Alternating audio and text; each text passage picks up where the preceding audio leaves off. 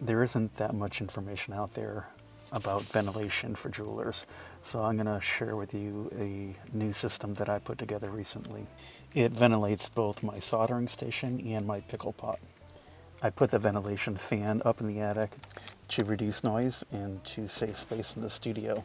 I've also installed these blast gates to both the soldering station and the pickle pot, and it allows me to either shut one down or keep both of them open. I've set the vent hood for the soldering station at about 45-degree angle. It's made out of an old lamp, which is kind of interesting because I can actually change the angle and it makes it a little bit more adjustable. And like I mentioned before, the fan is kept up in the attic. And you can see the cord here for the fan. I've routed it down and I've actually plugged it into a speed control. And this allows me to adjust the speed of the fan and how much air I'm moving.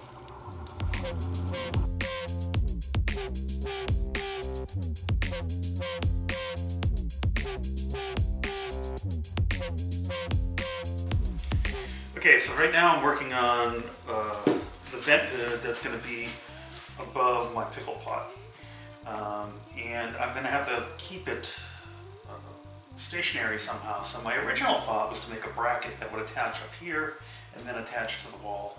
But then I had the thought that I could make 3 walls coming down around it. So when we go here, here, and then in the back, then I could have access to the pickle pot, but it would also keep the fumes a little bit more centrally located. So I'm going to make those out of plywood. And right now what I'm doing is, yesterday I attached some Formica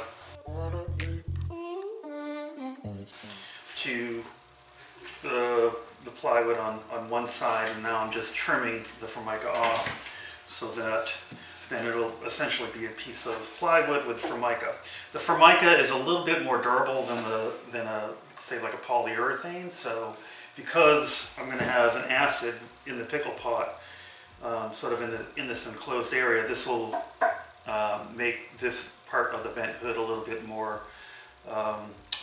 durable, and will last a little bit longer just by coating it with the Formica. So that's why I'm putting it on. I'm taking that extra step to do that. So now I'm mitering the corners for the vent hood. You don't have to do this. You could use a butt seam, but if you have access to a wood shop, it just makes it look a little bit cleaner. Okay, so I have my 3 panels. They've cut the size.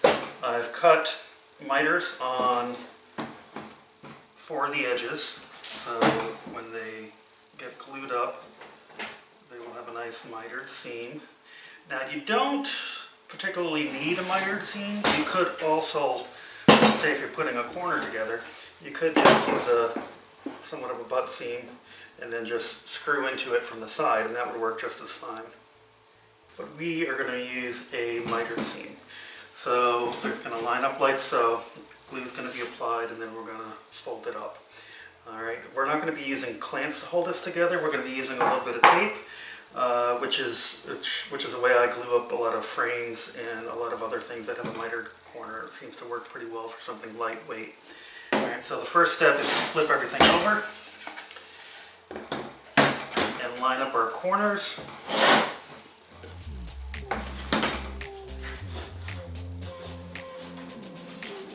These plastic tables aren't ideal for this, but we'll see if we can make it work.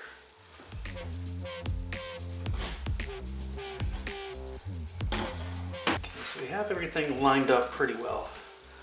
So I'm going to use this masking tape. Because this is bare wood, I actually like the painter's tape a little bit better because it seems to not pull up on the grain quite as much when you remove it. I'm going to put a healthy piece of tape in multiple places along the seam.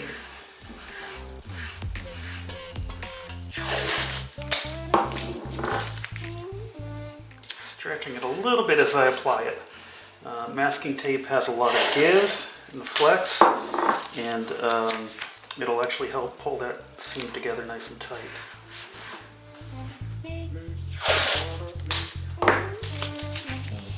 Okay.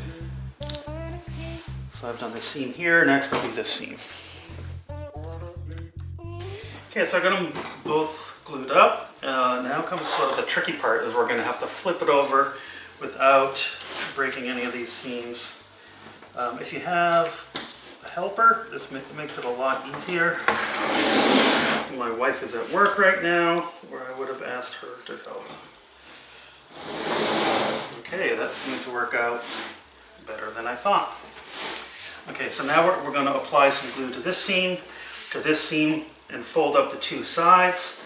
I've made spacers, because I'm not making a full square, I've made spacers that match this distance in here. That way when I bring up the two sides, I can place this in there and lightly clamp together just so it doesn't move and it holds itself square while the glue dries. So apply a bead of glue along both sides. Not too much, not too little. You want everything covered, but you don't want to clean up too much. We'll do that side. I'm going to do the other side that's off camera right now. I'm doing the same thing I just did. Gluing up is a timed event, so you don't want to dilly-dally. You want to move at a nice sort of space. I've got probably a little less than 10 minutes.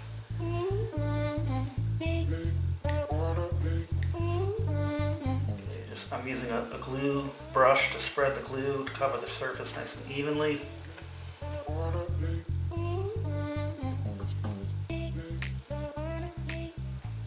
And then I'm going to do the same to the other side off camera. Now I'm going to adjust my clamps to a little wider than what I'll need.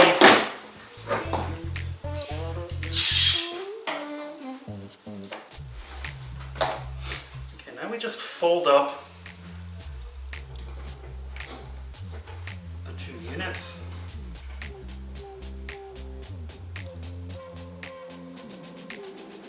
I'm going to carefully clamp this in place.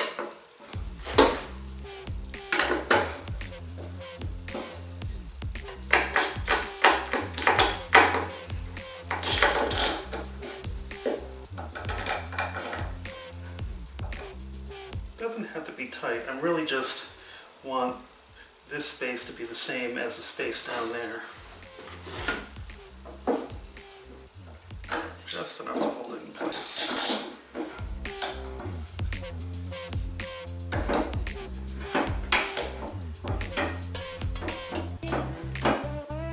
Again, this would probably be easier with an assistant.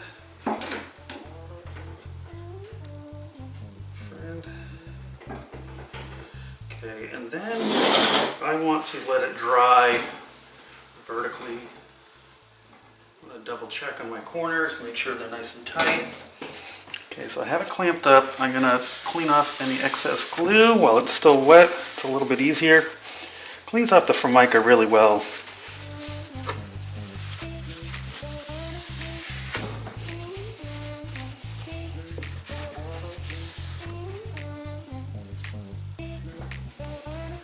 I'm also going to check to make sure my corners are square. They don't have to be perfect. I could probably tweak it a little bit because I am going to have one open side. So I could tweak it after the fact, but it looks pretty good, so I'll check both sides. And that looks good too. Okay, I'm back. I've done a little bit of work on a ventilation system. So again, this is for the pickle pot. And last time we glued up the seams. Since then, I've sanded everything down. I put about 5 or 6 layers of polyurethane. Again, that layer of polyurethane will help the wood from deteriorating from the pickle, because pickle is an acid. So this is, again, this will be supporting the vent hood for the pickle pot. So the pickle pot will be located here in a tray, and it will be ventilated through here, up through my system. I will screw this into the edge. And one other thing that I have done to this is I did put some rubber stops on the bottom.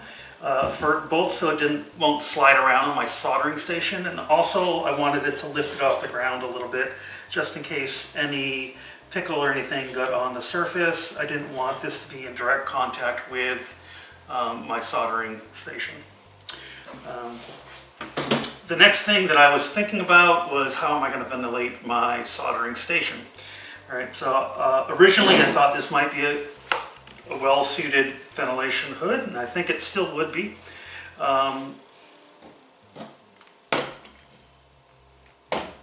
Let's pretend my soldering station is right here.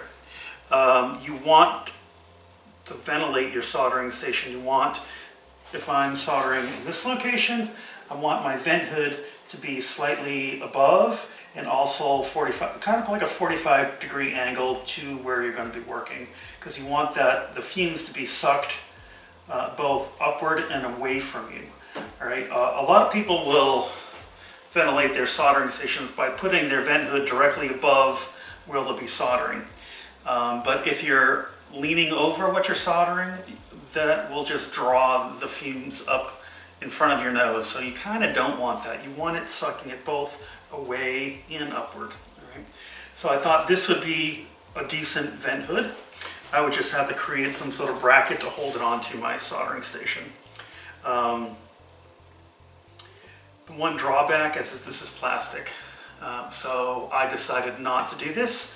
My second thought was to fabricate something out of steel. I have a full metal steel shop and I can do some fabrication out there. So that was my second thought.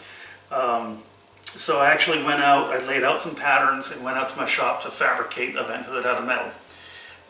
When I was out there, I saw something that I had acquired. This is a lamp that I acquired during grad school, and it's aluminum. It articulates. It can move this way, this way. If you unscrew this, it can both go in that direction. And because it's metal, I thought this would be a perfect hood for ventilating my soldering station. I could set up right down in front of it, and I think it would work really well. So what I have done to this is, you can see, I've cut the back of this off. I took all the lamp innards out of there. This just so happens to be 4 inches, which is great because the conduit that I'm using is 4 inches. I do want to put a blast gate in here, and this allows me to either leave my ventilation open or shut it down. So if I'm not using my soldering station, I just want to ventilate my pickle, I could shut this off so I don't have to have my fan turned up as much. So what I'll be doing is I'll be using this connector. I'll put this here, and then I can put my blast gate. I'll have to tighten these two. This will allow me to shut and open that. I'm probably going to have to put a 45-degree angle so I can then vent upward. I'll have my vent hood for my pickle station here, and then this will also get a blast gate attached. And then somewhere up here I am going to have a Y connector. That way I can use the same fan to ventilate both situations, run the 4-inch conduit to both units, and then run a 6-inch conduit up through the ceiling.